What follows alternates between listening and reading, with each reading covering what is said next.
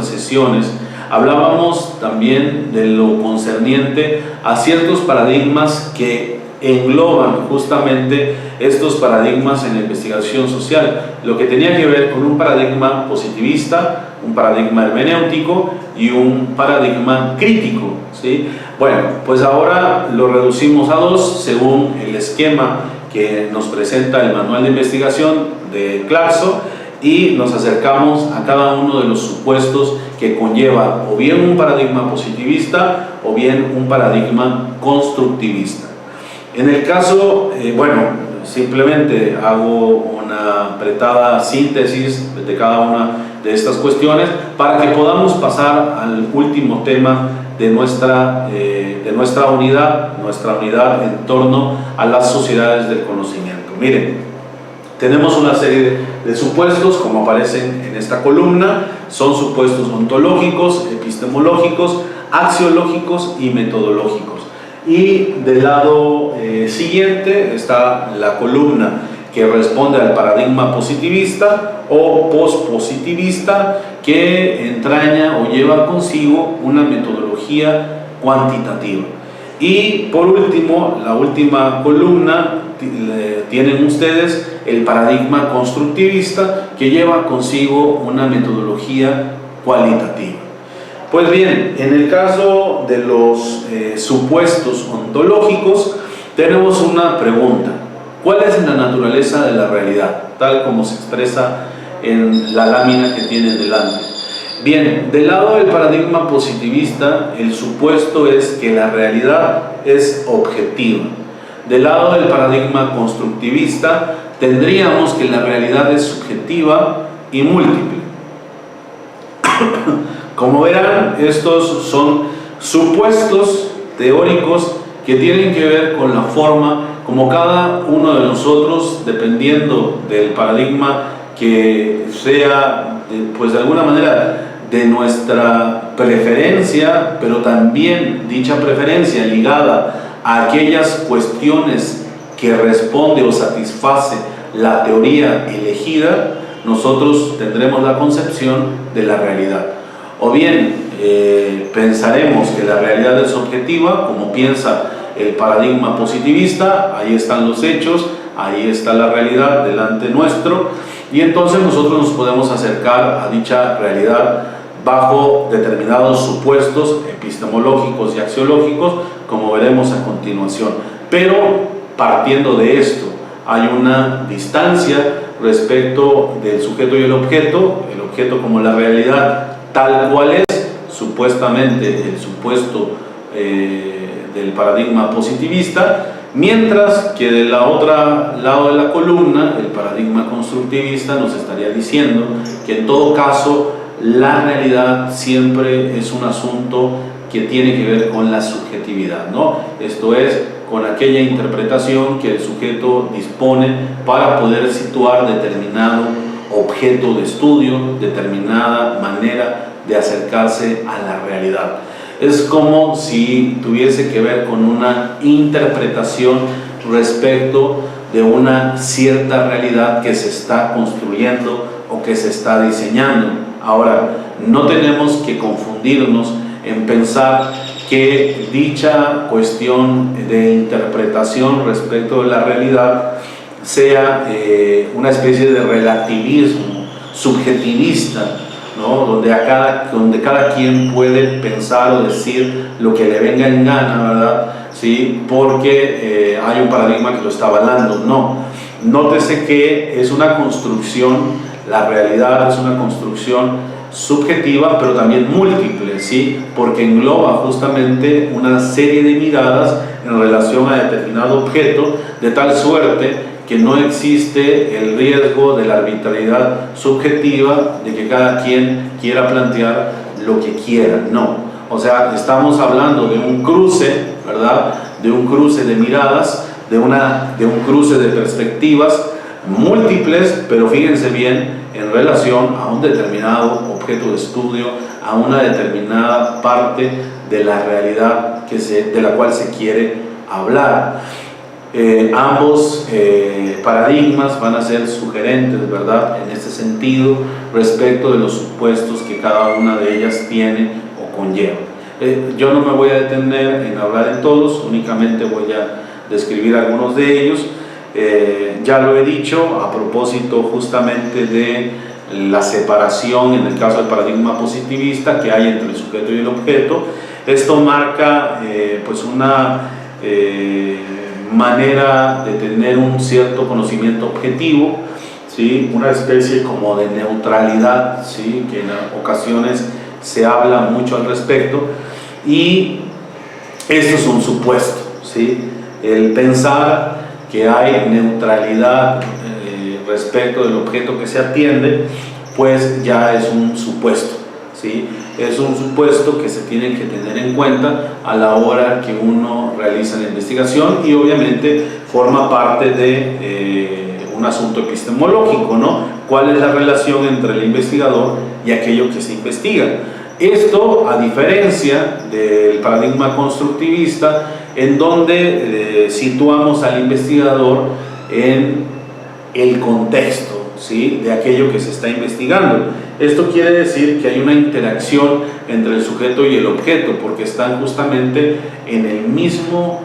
contexto de estudio o de aquella y aparte, ¿verdad?, de la realidad social que se quiere investigar, ¿no? Entonces vemos dos formas muy diferentes, ¿no? Aquellas donde el investigador está inmerso, ¿sí?, en lo social, y que debe de considerar justamente el verse inmerso en dicho contexto, en dicha situación de interacción con el objeto, a diferencia de aquellas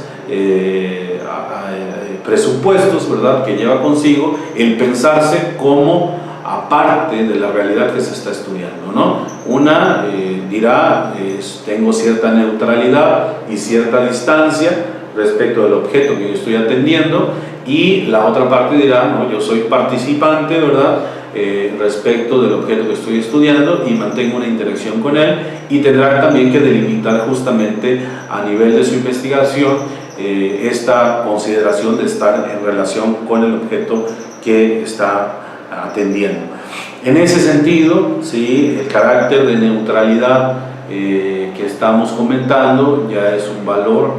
en el campo de la investigación a nivel axiológico, ¿sí? Y sobre todo en el supuesto axiológico, pues la pregunta es, bueno, ¿cuáles son los valores, ¿verdad?, en la investigación, y qué papel juega, ¿sí? En el caso del paradigma positivista, pues dirá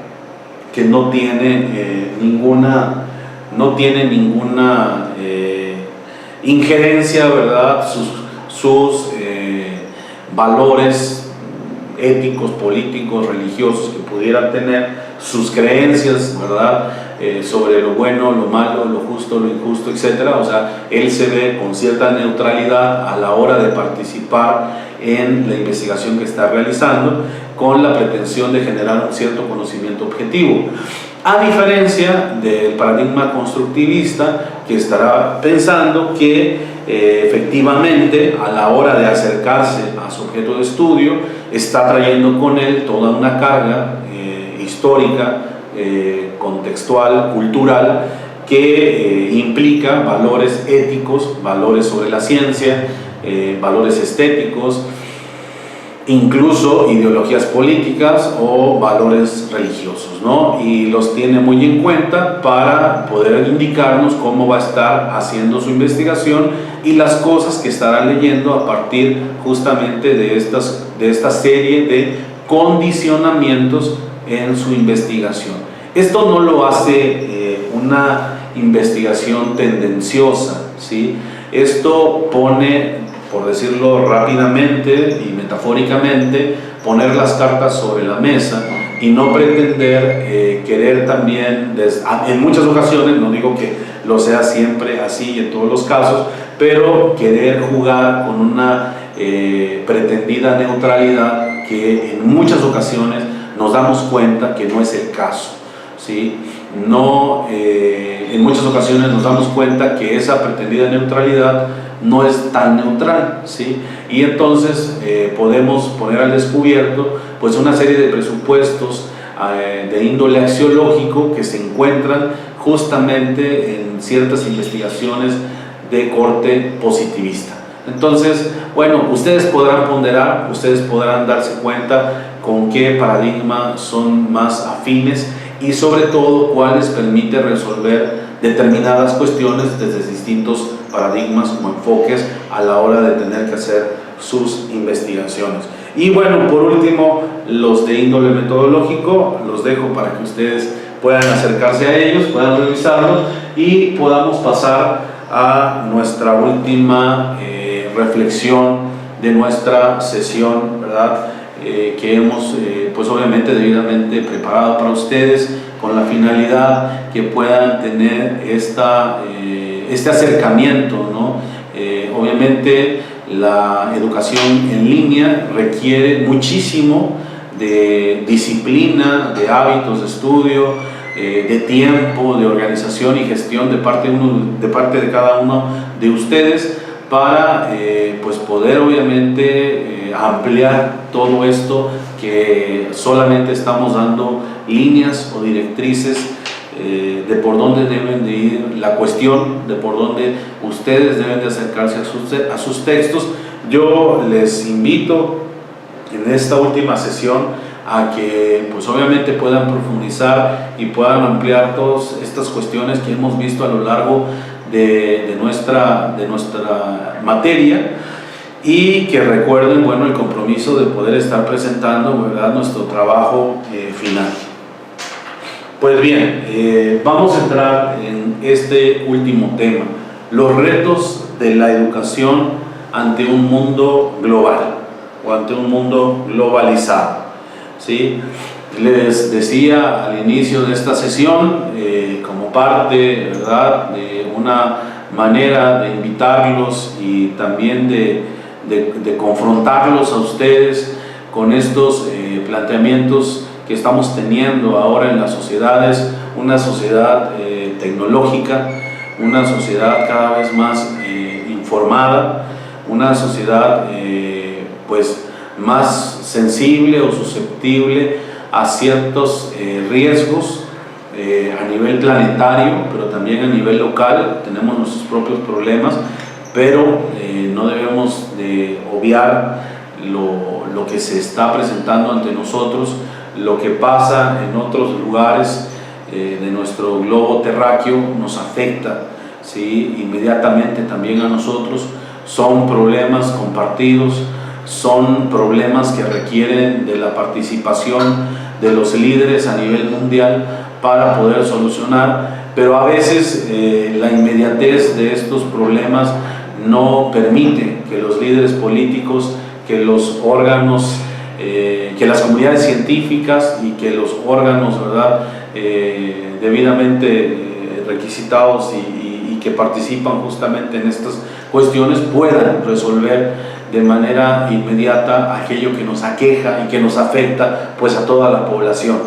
Es por eso que vemos una mayor participación de parte de los ciudadanos, de parte de las personas, de la población, pues preocupadas también, ¿verdad?, en todas estas cuestiones y tratando de acercarse a todas aquellas cuestiones donde necesitan pues de la observación, por lo menos, ¿verdad?, de la observación, de la participación y de tratar de alertar también a la población de todos estos riesgos que ahora las sociedades se enfrentan. Quien nos ha hablado, y lo menciono para que ustedes puedan acercarse a este autor, quien nos ha mencionado, que nos ha hablado de la sociedad del riesgo mundial, es un sociólogo alemán que se llama Ulrich Beck. Él tiene diferentes textos que hablan de esto, sobre todo la sociedad del riesgo mundial,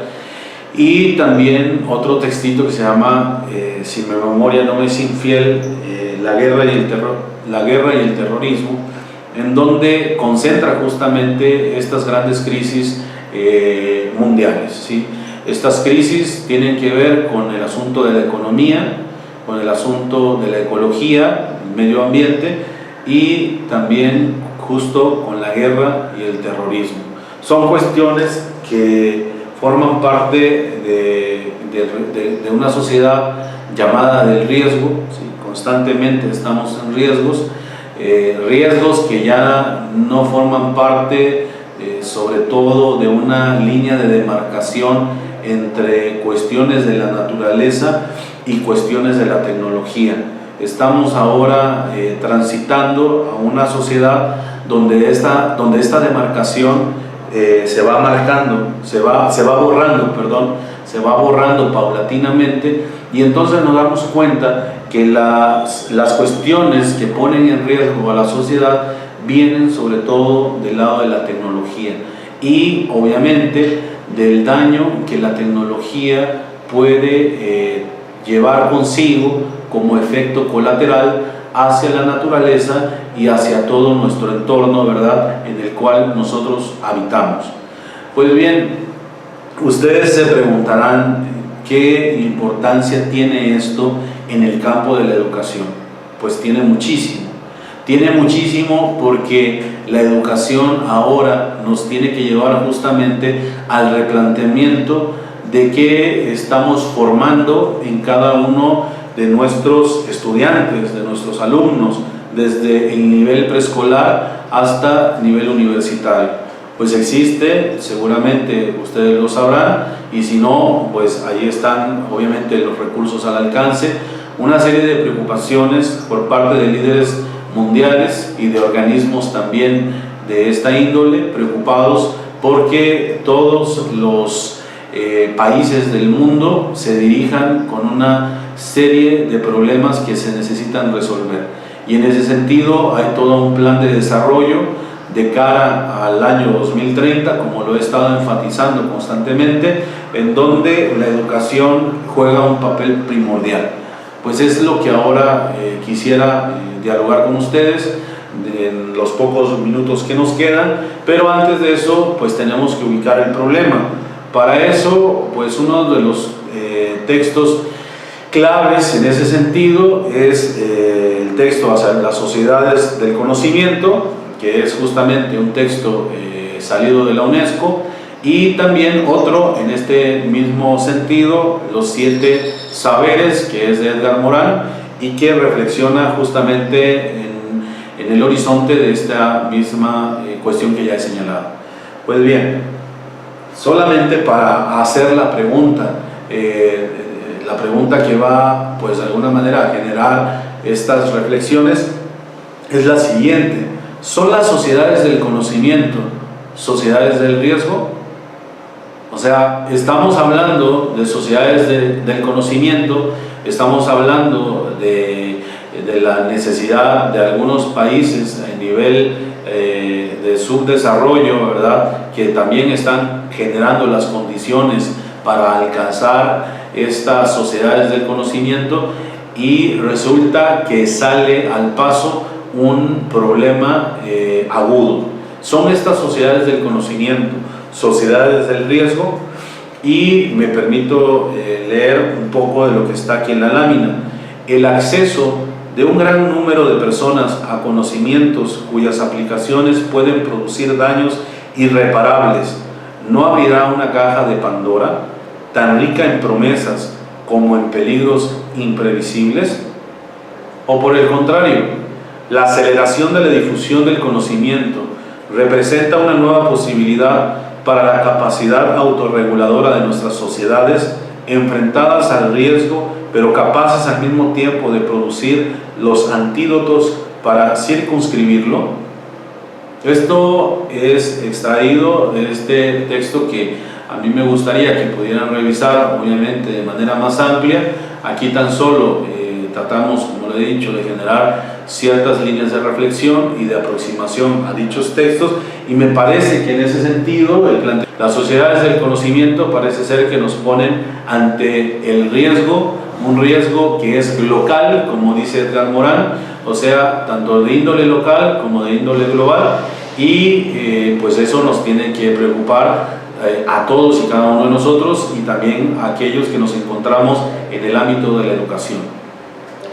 Y pongo de manifiesto uno de los ejemplos que señala Ulrich Beck en uno de sus textos, que tiene que ver cómo cada uno de nosotros puede ser justamente un terrorista en potencia, y lo puede ser justamente porque el Internet pone al alcance de nosotros el que podamos hacer una bomba casera o que podamos tener un cierto armamento, ¿verdad?, que permita, pues, en algún momento dado poner una situación en riesgo o una situación en crisis. Esto nosotros lo podemos ver constantemente en las sociedades del primer mundo, sobre todo podríamos pensar con nuestros vecinos del norte en términos de la seguridad nacional, ¿no? Pues obviamente que esto genera una cierta incertidumbre, un cierto problema que necesita reflexionarse, y que ustedes ven como en Estados Unidos hay incluso algunas sugerencias muy radicales en donde incluso los profesores podrían llevar un arma con ellos, justamente como medida de prevención y de seguridad. Pero obviamente los conservadores piensan que esto no resuelve el problema.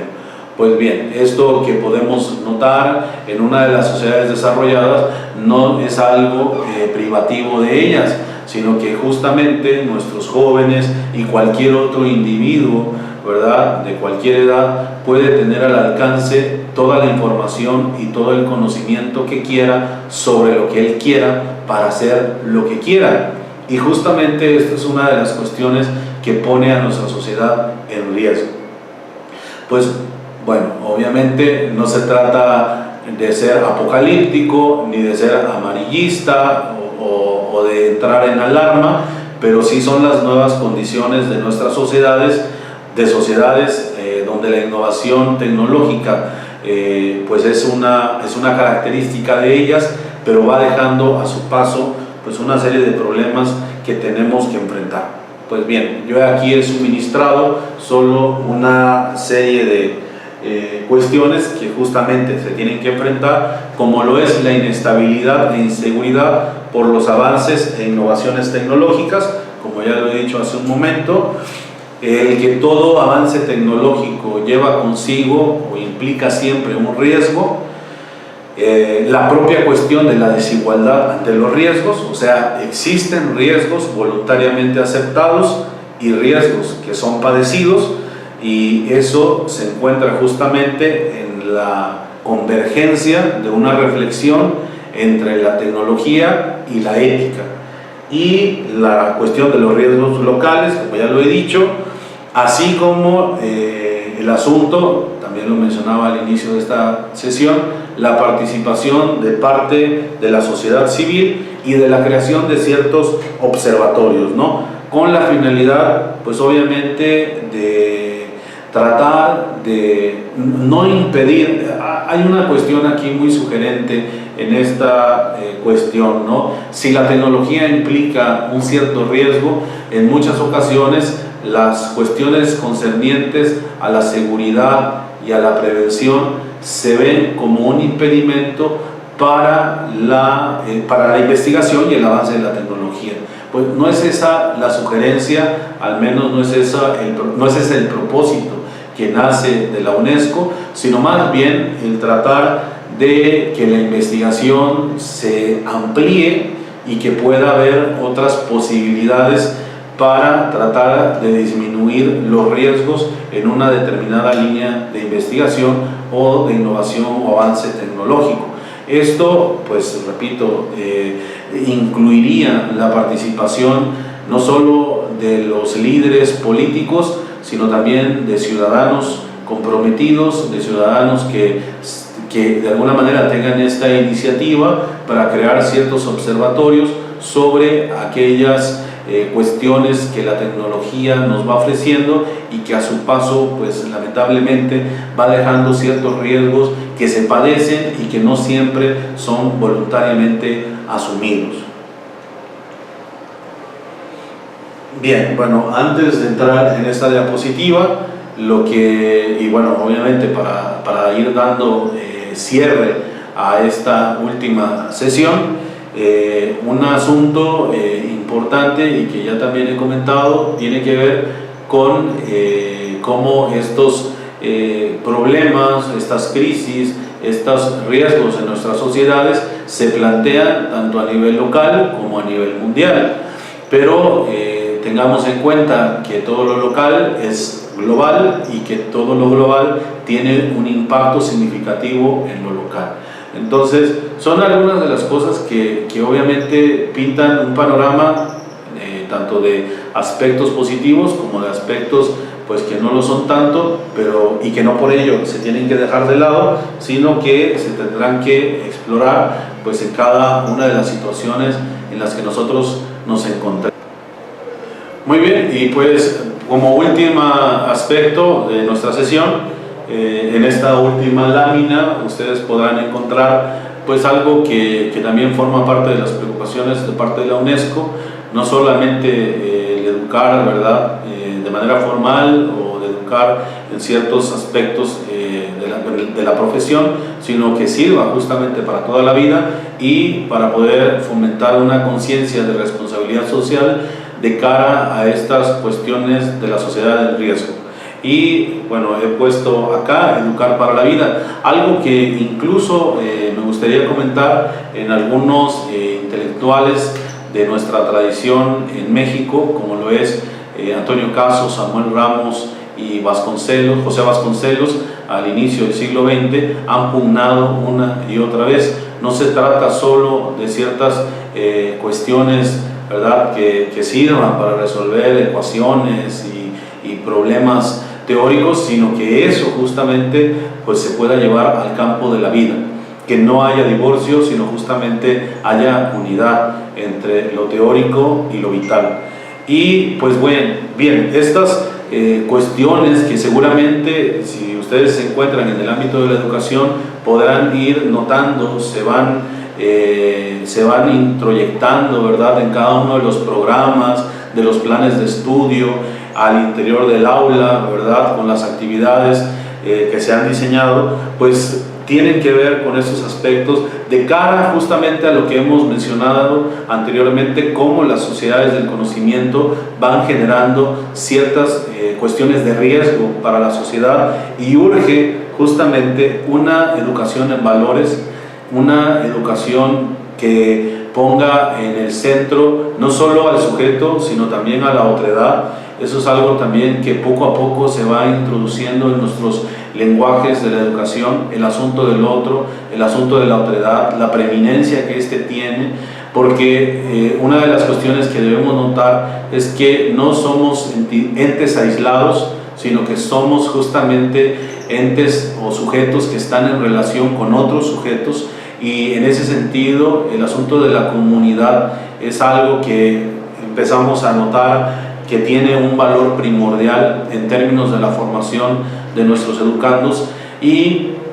que plantea pues obviamente el diseño de ciertas prácticas educativas pues muy distintas, ¿no?, de cara, repito, a un compromiso social o al compromiso con la comunidad o con los otros. Un educar para la democracia que va justamente en este sentido. Las cuestiones cívicas, las cuestiones políticas no son un asunto ajeno a la educación, son algo que se gestan al interior de ellas. En el sentido más amplio de lo político, recordarán ustedes que política tiene que ver con el aspecto social, ¿sí? Somos seres sociales, somos seres que están en relación con otros. Entonces el asunto de la convivencia pues va siendo una preocupación en el ámbito de la educación. Parece ser que no estamos habituados a convivir con la diferencia, ¿sí?, con el extraño, con el forastero, como lo dirían algunos otros filósofos, y en ese sentido, bueno, una urgencia en el campo de la educación tiene que ver con la educación democrática, con una educación dialógica, donde no solamente hablemos de forma, en términos de logos que es emitido desde una cierta individualidad subjetiva, ¿sí?, como hablar, sino también en el ámbito del respeto de aquel que está dispuesto a escuchar, y de cómo justamente la democracia implica un asunto dialógico de respeto y de un marco de respeto y de tolerancia, y cómo eso justamente nos prepara para la vida, ¿sí? Y bueno, tienen una serie de aspectos que se encuentran acá justamente que me gustaría que ustedes reflexionaran y que ustedes se pudieran obviamente acercar también a ellos a partir de los textos que he sugerido para esta última unidad, y que pudiéramos platicarlos y discutirlos obviamente en el momento de la tutoría y también en el momento de cada uno, bueno, de nuestro último foro y nuestras últimas tutorías. Pues miren, de mi parte ha sido todo, ha sido un placer poder estar con ustedes, poder obviamente apoyarlos, esa es mi finalidad, de poder estarles sugiriendo algunas temáticas, algunos problemas, algunas líneas de reflexión. Obviamente esto no engloba toda la riqueza, ¿verdad?, que encontramos en el campo de la filosofía de la educación. Son tan solo algunas pinceladas de por donde pues también un servidor está leyendo este tipo de cuestiones, de problemáticas actuales en el ámbito de la educación y de obviamente de lo que se pretende de cara al año 2030. Yo les quiero decir que bueno, algunas escuelas y programas ya se encuentran inmersos justamente en toda esta dinámica, en todo este plan de trabajo, y que obvio espero que sea de especial significación para cada uno de ustedes. Yo les recuerdo mi nombre, Ramón López González, estoy para servirles, y bueno, les recuerdo también mi correo, ramlopez@v.mx, o a través de los distintos contactos que hemos obviamente dispuesto para cada uno de ustedes. Pues muchísimas gracias, y que espero que este curso haya sido de entera satisfacción para ustedes.